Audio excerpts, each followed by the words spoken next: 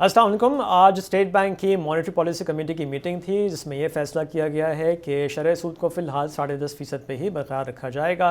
ना ज़्यादातर एनालिस्ट की एक्सपेक्टेशन यही थी डिस्पाइट द फैक्ट कि ईरान वॉर जारी है और उसने पूरे रीजन को ही अपने लपेट में ले लिया है और ऑयल प्राइसेस काफ़ी बढ़ गई हैं।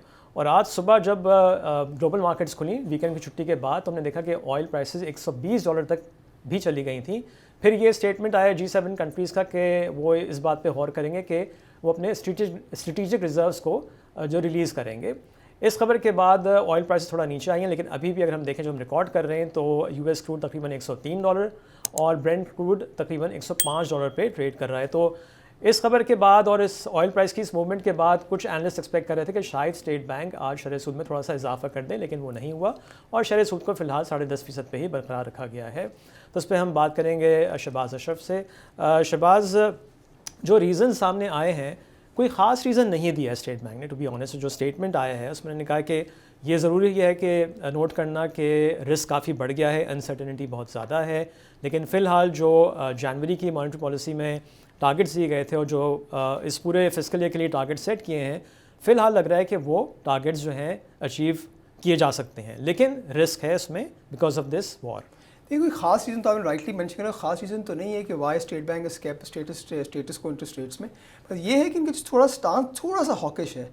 और उसका जो की हाईलाइट ये हमने देखी है, जो ईरान और US का जो कॉन्फ्लिक्ट है उसकी वजह से जो इंडिकेटर्स हैं, वाले मैक्रो इकोनॉमिक इंडिकेटर्स हो, फिजिकल साइड पे हो, मॉनेटरी साइड पे हो, वो they are prone to risk. अब ये देखना है कि इसकी इंटेंसिटी तो हमने देखी कि ऑयल प्राइसेस बढ़ गई हैं, पर उसकी ड्यूरेशन क्या रहती है। अगर इसकी ड्यूरेशन लॉन्गेविटी आगे तरफ जाती है, oil prices sustainable on the high side रहती हैं, तो इसकी implications on both the physical side and the monetary side वो रह सकती है, और जिसकी वजह से गोइंग फॉरवर्ड जो भी फैसले होंगे स्टेट बैंक के उसको देखते हुए होंगे।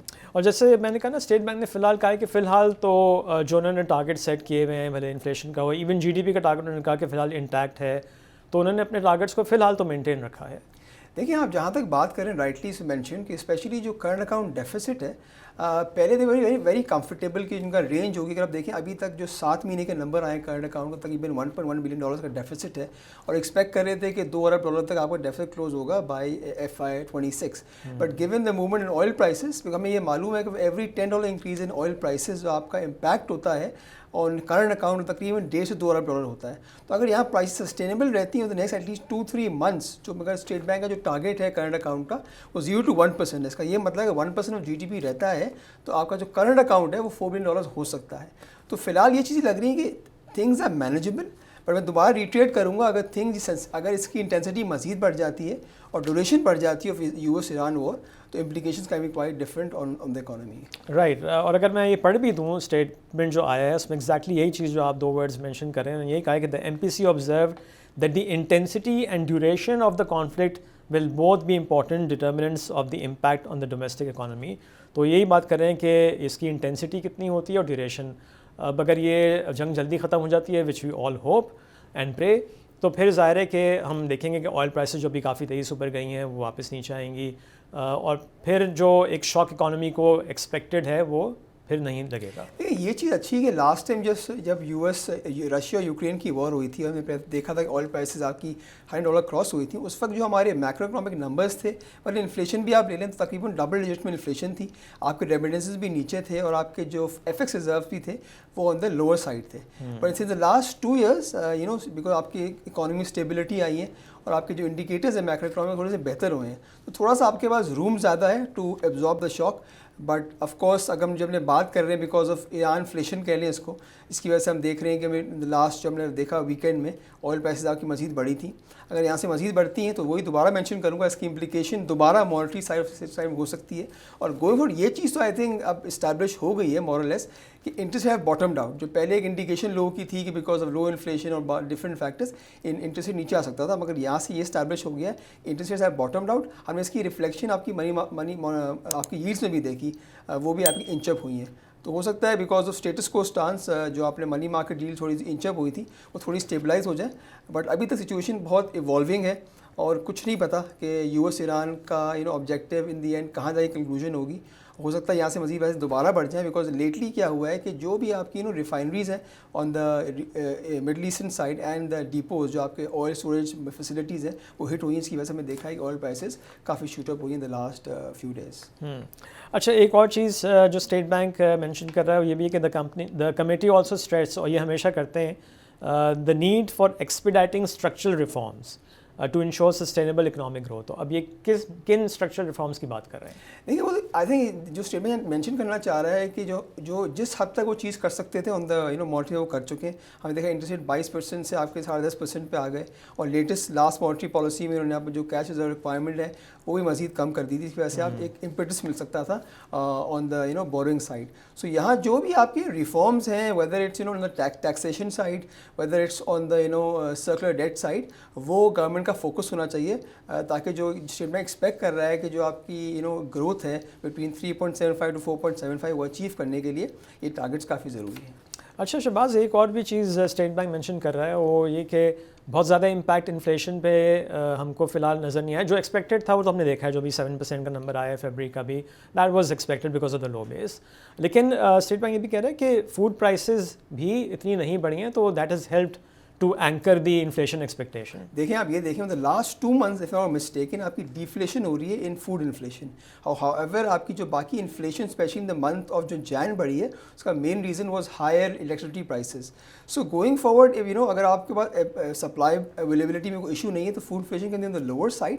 पर आप ये देखें कि because of high oil prices जो डायरेक्ट इम्पैक्ट इन्फ्लेशन पे होता है वो तकरीबन 30 से 40 बेसिस पॉइंट का है, वेयर जो सेकेंडरी इम्पैक्ट है on electricity prices and on food prices जो आगे जाके आ सकता है if this war is sustained. जो इम्पैक्ट हम बात कर रहे हैं कि 1.5 से 2% हो सकता है, वो आगे जाके 2.5 से 3% भी हो सकता है।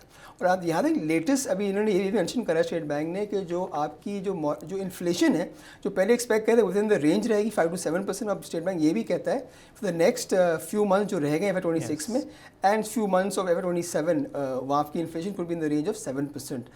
सो देखना पड़ेगा सिचुएशन कैसी रहती है। आई होप जो भी इशू है बिटवीन US एंड ईरान ये बहुत जल्द इस पर कोई कंक्लूजन में पहुँचे, ताकि जो भी इम्प्लीकेशंस है on our economy and on the regional economy वो कुछ तक आपकी क्लैरिटी आ जाए। सो नाउ शहबाज, अभी तो स्टेट बैंक ने इंटरेस्ट रेट को होल्ड किया है, लेकिन चूँकि आपने खुद भी कहा ना कि अभी हॉकिश स्टांस नज़र आ रहा है, बिकॉज उन्होंने बार बार कहा है कि रिस्क है, अनसर्टेनिटी है। तो नेक्स्ट मॉनेटरी पॉलिसी अप्रैल के लास्ट वीक में स्केड्यूल है, लेकिन अगर यहाँ से चीज़ें इंप्रूव नहीं होती हैं, डिटीरियोरेट होती हैं, ऑयल प्राइसेस और ऊपर जाती हैं, तो क्या आप समझते हैं कि एक इमरजेंसी MPC की मीटिंग बुलाई जा सकती है और उसमें कोई डिसीजन लिया जा सकता है? आई थिंक एब्सोल्युटली राइट, बिल्कुल हो सकता है। अगर ये चीज़ आपकी जो फिलहाल जो टोन है स्टेट बैंक का भी हॉकिश भी है। आपने लेटली ये भी देखा है जो आपकी इंटरनेशनली जो आपका डॉलर इंडेक्स है वो काफ़ी स्ट्रॉन्ग हो रहा है। सो यहाँ से अगर आपकी आपकी रिजर्व्स पे अगर हिट आती है, so yes I think you right, state bank बिल्कुल कॉर्ट्स कर सकता है और फिर एक मॉनेटरी पॉलिसी स्टांस ले सकता है। बिकॉज देखिए, इट्स टू अर्ली टू से, बिकॉज अभी तो फिलहाल अगर आप इस तरह मैं कहूँ कि जो भी आपके it's more of a supply shock कि जो आपकी disruption of state of Hormuz में हुआ है उसकी वजह से आपकी इम्प्लीकेशंस हैं। अगर ये चीज़ें प्रोलॉन्ग होती हैं और इसका इम्पैक्ट आपके ट्रेड में भी आता है, फूड इन्फ्लेशन में भी आता है, so I think it will be very prudent from the state Bank side कि कोई डिसीजन ले एप्टली ले which can protect the economy from external shocks going forward. अच्छा, लास्टली लेट्स डिस्कस के इसका इम्पैक्ट स्टॉक मार्केट पे क्या होगा। आज तो ऑफकोर्स हमने फिर देखा कि मार्केट प्रेशर में थी और second biggest I think point drop आज हमको नज़र आया है आफ्टर लास्ट मंडे जब ये जंग स्टार्ट हुई थी। तो आप समझते हैं कि इस रिसेशन के बाद कल कुछ बेहतरी आ सकती है मार्केट में? आई थिंक राइटली मेंशन, अगर आप देखें स्पेशली इन द मॉर्निंग आपकी ऑयल प्राइसेस वर होवरिंग अराउंड $120 पर बैरल पे, वहाँ से थोड़ी करेक्शन भी देखी आफ्टर G7 जो अनाउंसमेंट आपने मेंशन करा। तो हो सकता है कि आई थिंक अगर आप देखें लास्ट मंडे भी ये चीज़ हुई थी कि आपका मार्केट होल्ड हुई और उसके बाद इस मंडे भी ये चीज़ एग्जैक्टली रिपीट हुई है। बट गोइंग फॉर हम समझते हैं आई थिंक काफ़ी चीज़ें प्राइसिंग हो गई है। आई थिंक कुछ लोग एक्सपेक्ट कर रहे थे कि there could be hawkish stance from the state bank और वो इंटरेस्ट रेट बढ़ा सकता है। ऑल्दो कंसेंसस ऐसा नहीं था, ऐसा लग रहा है कि after this recovery in oil prices जो करेक्शन हमने देखी है and status quo stance from state bank, हमें लग रहा है कि कल रिकवरी पॉसिबल है मार्केट में। Okay Shahbaz, thank you very much.